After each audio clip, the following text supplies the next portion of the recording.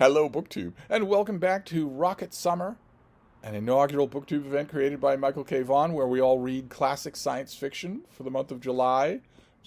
Classic science fiction starting with the very beginning of the genre, and then moving steadily through the decades, the 50s, and then this week the 60s, because the event cuts off at 1970. Uh, and Rocket Summer has only a couple of days left, and I'm going to miss it because I've been reading a lot of science fiction. I've actually read, I beg your pardon on this, but I've read a lot more science fiction, or reread a lot more science fiction than I have reported in videos, which is bad. When Rocket Summer started, I expected to make 31 videos in the month of July, and I did not. So I've been a bad host. But I've also been a bad host in another way, because I have not followed the plan of Rocket Summer. I have not moved chronologically through the decades of science fiction. Instead, I bounced all around. And I also was a disappointment to myself. God, you'd think with all these disappointments I would be reporting Rocket Summer was a failure, but I've loved it. But the disappointment to myself was that in preparation for Rocket Summer, for months, when I came across a cheap 35-cent paperback of some old science fiction story or novel or whatnot, I would grab it and clean it up, inventory it, and then put it on a pile and not read it. I when I get used books, I get a lot of used books at the Brattle Bookshop. I make a serious dent in reading them and get them all read in very little time. I don't just get used books and chuck them on a pile, usually. I don't have this weird yen that so many of the rest of you do, to have hundreds or even thousands of unread books around me. I just don't do that. That was a rare example. I was doing for Rocket Summer there what I did for June on the Range, another Michael K. Vaughan event, where I would get the books in question, but I wouldn't read them right away. I put them on a pile, intent on enjoying them in their target month. And yet I did not do that for Rocket Summer. Instead, I was going to old, more or less classics, some absolute classics. The Left Hand of Darkness, Stranger in a Strange Land. Some of these things I was going back to absolute classics. Other things I was going back to books that I haven't read in a long time or only read once, and it has been wonderful, absolutely wonderful. But yesterday I really realized that Rocket Summer only has a few days left. And I don't know, something about the happiness of buying all of those cheap paperbacks makes me think that I probably won't be inclined to read any of them during the normal course of the year. I will, of course, read science fiction. There's new science fiction that comes out every month. It's almost all absolutely execrable Twitter politics, but I still do it. I still read it. And there's also older stuff that I have a yen to go back to, but that doesn't really fit the qualification. Most of the science fiction that I love most was written after 1970, so I'll do that. But I thought for the end of Rocket Summer, I should at least make an effort to read some of those old paperbacks that I got. So that's what I did last night. I pulled down an ace double, one of these ace doubles, where you get one book on one side, and then you read it through, and when you get to the end of it, you're only halfway through the page count, and you flip it over, and you've got another book to read. These were very popular. There are some weird fetishistic collectors out there in the world, I'm sure, maybe even on BookTube, who have decided monomaniacally at the neglect of wives and family and health to get every single one of these that's ever been made, including that one that was made in 1959 that had a slight color misprint on the cover, and it was corrected immediately, and there are only two like it, and they're extremely collectible. And I found one from a collector in Australia, and he's asking $50,000, and that's going to ruin my family. It's going to pauperize my children, but I'm going to do it anyway, because I want the whole wall of carefully, meticulously organized books that I will never touch and never read. I'm sure that these things are that kind of collectible. They're a lot of fun. They're very cheaply made. I'm amazed that this held up, because I read this little novella, A. Bertram Chandler's story, Bring Back Yesterday. I read this, and I don't know if you're going to be able to tell, but yeah, it held up fairly well, but it was disappointing. I don't know how much of A. Bertram Chandler's fiction I have read. I was racking my brains, and if I've read him, it's almost certainly been for maybe Garb August or something Garb August adjacent. but he's not a science fiction author that I know at all. And this book is from the 1960s. And it's the story of the main character is John Peterson, who is a spaceman. Now, this is an old Ace double, and I believe that this story made its first appearance in print in this Ace double. I don't think that it was ever published on its own before this. I vaguely recall that it was published on its own after this.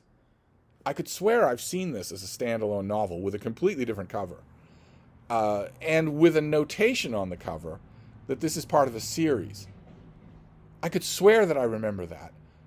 But I didn't get the sense that I was missing anything. If this is part of a series, maybe it's the first book in a series. But I didn't get the sense at all that I was coming in on a party in mid-gesture, something like that.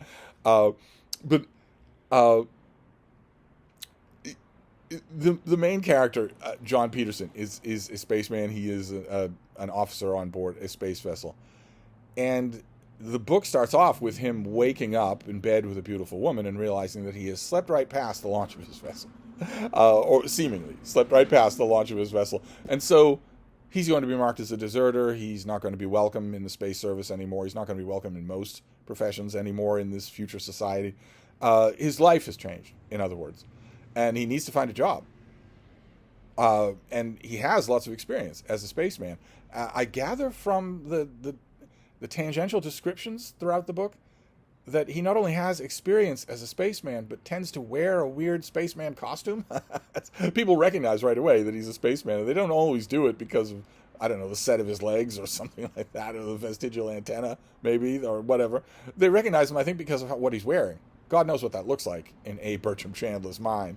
But he eventually signs up with a private eye on the planet Carathea. He signs up with a private eye named Steve Vianek. It's an anagram, so I think it's Vinalek. It's dumb. It's exactly the kind of dumb anagram that Gardner Fox used to use in his comic books. In fact, I'm not 100% sure that A. Bertram Chandler isn't a Gardner Fox. Certainly the book read a lot like that, with only one or two exceptions. There were one or two persistent elements in here that Gardner Fox usually avoided. There are all kinds of anachronisms in this story that it's obviously taking place far, far in the future. But there are all kinds of anachronisms in here. At least things that I would hope would be anachronisms, but maybe not. Maybe they all make a comeback. John Peterson chain smokes, for instance, and there are keys and money and all the trappings of mid 20th century New York City. They're just everywhere, all over this future world. There's nothing in this story that's genuinely alien, that feels at all genuinely alien. But anyway, Peterson gets contacted by this Vinalek guy who has a job for him, because the powers that be in this future society have detected that someone on the planet Wenceslas, good King Wenceslas, that someone on the planet Wenceslas may be fiddling with time, may have found a way to skip a little through time, to not necessarily to rewrite the entire of the time-space continuum, which I doubt very much A. Bertram Chandler even knew about. I doubt very much that he knew that from this book. I would doubt very much that he knew anything about Einsteinian physics, or cared. This is a pulp story. This is a pulp story about a PI who needs to track somebody down, and there is, of course, going to be a miracle ending. John Peterson has a number of negative things happen to himself throughout the book that you don't feel A. Bertram Chandler really means. And I'd never read this before, but I confess I should have caught on earlier that if a writer is both hinting at the prospect of rewriting history, of time travel, and also doing all sorts of brutal things to his main character that he doesn't seem to want to do, if you put those two things together, you arrive at the conclusion to any novel like that. I'm not trying to spoil this book, just any book like that. That's just a standard of time slip stories. I hope I'm not spoiling anything by saying that. I mean, everybody who's ever watched Star Trek knows that, right? Oh, A City on the Edge of Forever. there is a hijinks down on a planet, and suddenly there's no more starship, no more Federation. Suddenly our heroes are alone. Well, they're not going to stay that way, and you know how that's going to be fixed. But anyway, Peterson goes on a mission, and some aspects of that mission are pretty entertaining. Some of the fiddling around with technology that A. Bertram Chandler does is pretty good, and some of it pretty prescient. For instance, at one point, Peterson goes to a hotel on a swanky hotel on a swanky planet, and everybody there is being really nice to him. But they offer him a room, and it's got a view, and it's a lovely arboreal setting. But he wants all sorts of security precautions so that he can have privacy in his room. He wants a scrambler and a shield so that he can't be scanned, so that his briefcase full of papers can't be scanned. Again, the anachronisms. But so nothing about him can be learned just from long-distance scoping. I thought that was really interesting because that, the standard gimmick in stories of this time, in essentially PI and gumshoe and counter-agent stories of this time, which is what this is, plus rockets, would be to check the room for bugs. It wouldn't be... Very seldom do I see writers enhance the espionage equipment. Rather, they tend to enhance the character's ability to detect that equipment. So bugs would have to be planted, a listening wire would have to exist, or maybe a listening eye, a hidden something or other camera. Here, the idea in that hotel is that these things will all happen so far away and so undetectably that you need technology to counter them. It's absolutely true today, right? I mean, look at all the VPN hawkers online saying, you need to protect yourself. You need to protect your data because otherwise it is being hoovered up. In fact, in that scene where Peterson is asking the forbearing hotel clerk for all of these different items to protect his room, he's pretty sure that since the room didn't come with those items, he's probably been scanned already. But he plans on making some calls, and he wants them absolutely private, as private as they possibly can be. And that is all well described. Also, the space travel in here is remarkably well described. Not in the sense of folding space or anything of the technology, but rather what it's like to live on a spacecraft, what it's like to be on them and move around on them. Weirdly, A. Bertram Chandler notices those details. I don't know of any science fiction in this period that really does. That was interesting. I wanted more of that. I didn't get it in this book, but I wanted more of that. I don't know if I'm describing it right. Again, if we revert to Star Trek, just because it's really familiar science fiction, and also because I'm feeling guilty about ignoring Book Trek, we know all about the Enterprise, right? The turbo lifts that go at the touch of a handle, the warp engines down in engineering, the bridge up at the top of the starship, the fact that there are corridors and everybody has their compartments. But if you're looking at the original Star Trek, you don't have any idea of what it's like to be on that ship. I would argue that you have to go all the way to Star Trek Lower Decks to get a sense of what it's like to be on the ship, as opposed to just the ship. And here, that's definitely present. No idea if maybe the author had some Air Force experience or Navy experience, but that was really good. I wanted more of it, and I didn't get it. It dangles in front of me, and then it's gone. In favor of something else. In favor of the main anachronism in this book, or at least I would like to think that it's the main anachronism in this book, which is that John Peterson cannot keep his boron-tipped control rod in his reactor, if you know what I mean. Not at all. Not at all. The thing that sparks the plot, the thing that makes him a disgrace in his profession, is that he can't keep his control rod in place. Then later on, when he's on his mission, he is diverted from it in order to pull his control rod out again. And also, later on after that, he's diverted again. But it comes up over and over again. This is like a 150-page story. It comes up over and over again, so to speak. That element is weird. It is a weirdly randy book. I wasn't expecting that either. And I don't really remember how much experience I have with A. Bertram Chandler. I don't think it's much. Like, for instance, those old best of paperbacks. Some of you science fiction fans will remember those. I've showed them on this channel. I used to eat those up. I used to love them, and they used to be they were in many cases my introduction to a lot of their authors. I don't think there ever was one for A. Bertram Chandler in the way that there was for Frederick Pohl or especially Cordwainer Smith. Maybe there was, and I just missed it. But I don't know if this author is like this in every book. Boy, oh boy.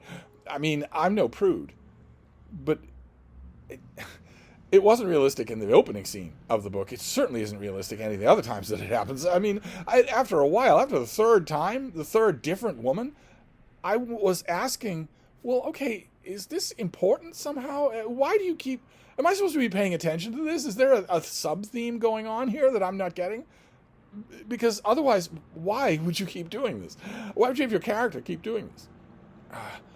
I doubt very much that there are sub-themes here. I'm pretty sure that A. Bertram Chandler bashed this out on a manual typewriter, hunched over, in his wife beater, in his shorts, with a bottle of bourbon next to him. I'm pretty sure that that's how this was written. So I doubt there are any lurking sub-themes that I missed, but I got to the ending. I knew I'm familiar enough with time slip stories like this that I kind of knew what was coming at the ending, and I got it, and it was fairly well done. I don't know much about the broader backdrop world here. I don't know anything about John Peterson at all. I know that it's implied that I should want to. The only thing I know about John Peterson is what he likes to do for fun, if you know what I mean. And apparently he has a bottomless interest in fun. But otherwise, I know almost nothing about him. I didn't care about anyone in this book. And I didn't really care about the plot because once you introduce the ability to go back and fix the last few days, it's like Chekhov's gun. And once you introduce that concept, you're not going to use it. What I'm trying to say is that my foray into my 35-cent paperbacks for Rocket Summer, which I intended to be the whole month, my first foray into those has gone poorly. This was average at best. So what do I do? Gun shy from this thing? Do I go back to something older and good, i.e. Asimov? Or do I flip this thing over and read The Trouble with Tycho by Clifford Seamack? Which do I do? I don't know. I think that this paperback could actually stand a reading. I'm pretty sure it's in fairly parlous state, but I think that I could probably get a reading of Trouble with Tycho out of this thing. And when I was finished the book last night and leaned back on my pillows and said, "Feh," a part of my mind was saying, well, there are some unwritten rules in the reading world. We don't like to talk about rules in the reading world. Of course, we can do what you want. Surely one of the unwritten rules in the reading world is that if you are reading an ace double, you read both. Surely that is true. I broke that rule once for June on the Range a couple of years ago, but I'm feeling like it's sacred to do that. Maybe I should go on to The Trouble with Tycho. I don't know. I'll either do that or maybe I'll pick up another 35-cent paperback. But I don't think I want to go back to old science fiction classics. I won't feel like Rocket Summer is complete unless I've done a few of the books that I picked up to read for this event. So probably I'll stick with that. I just don't know if I'll stick with this actual book. Clifford Seamack, I have a lot of experience reading. A. Bertram Chandler, I don't. So I don't know. I will report back tomorrow. So I will see you then. Thank you, BookTube.